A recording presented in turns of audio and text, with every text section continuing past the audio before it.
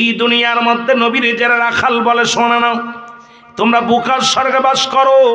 নবীজির রাখালের ভেসে দুনিয়ার মধ্যে আগমন করেছিল রাহমাতাল লিল আলামিন। দুনিয়ার মধ্যে রাখালি করছেন, মাটি কাটছে, মাটি টানছে।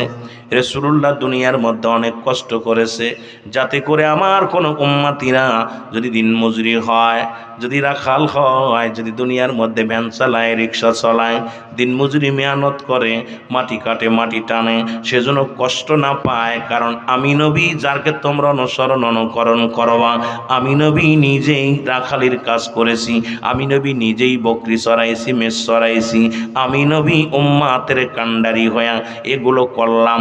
এর দ্বারা আমার উম্মাতিরা যেন বিন্দু মাত্র কষ্ট না পায়, দুনিয়ার মধ্যে হালাল কাজকে যেন সঠিকভাবে তারা গ্রহণ করে। জোরে জোরে চিল্লায় বলেন মারহাবা। কিসের জন্য করছে? আমার ভাইয়েরা, আমার বন্ধুরা, আমার বুঝে নিতে হবে আলোচনা। আজকে যারা বলে কাউবয়, আমি কারোর নাম বলতে চাই না, যেহেতু সেই যোগ্যতা আমার ভিতরে নাই। ও মুসলমান, বেশ কাকে বলে এটা আমাদের বোঝার দরকার। কোন বেশে আসলেন নবীজি রাহমাতুল লিল আলামিন? দুনিয়ার মধ্যে উম্মতের জন্য যা কিছু করলেন আলেম সাহেব, মাওলানা সাহেব, সবই তো আপনার আমার কল্যাণের জন্য। কারণ আমার উম্মতিরা অনেক হবে দরিদ্র।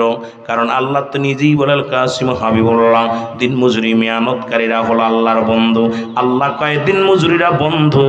এই জন্য নবীও দিন মজুরি ছিলেন, যাতে করে আল্লাহর প্রিয় হওয়া যায়, উম্মতিরাও যেন দিন মজুরি হয়, উম্মতিরাও যেন মেহনত করে, কষ্ট করে, যা দ্বারা তারাও যেন আল্লাহ পাকের প্রিয় উম্মা, প্রিয় বান্দা হইতে পারে। জোরে বলেন মারহাবা। আল্লাহ নিজে পছন্দ করে শ্রমিকদের। সুবহানাল্লাহ বলেন। কে পছন্দ করে? এই যারা দিন মজুরি আছেন, রিক্সা চালান, ভ্যান চালান, ব্যবসা করেন, ঘাম ছড়ান, আপনাদের সংবাদ, শুভ সংবাদ দিচ্ছি, বালা সংবাদ। এরপরেও যদি মন খারাপ হয়, বড় লোকরা ওয়াজ নসিহত দেয়ও না, আসেও না, যদিও সভাপতি সেক্রেটারি নাম থাকে, প্রধান অতিথি বিশেষ অতিথি দিলে 2-10,000 টাকা দিয়ে চলে যায়, কিন্তু গরিব মানুষগুলো এই ঠান্ডা মাটির মধ্যে বয়ে বয়ে আলোচনা শোনে। জোরে বলেন ঠিক কিনা?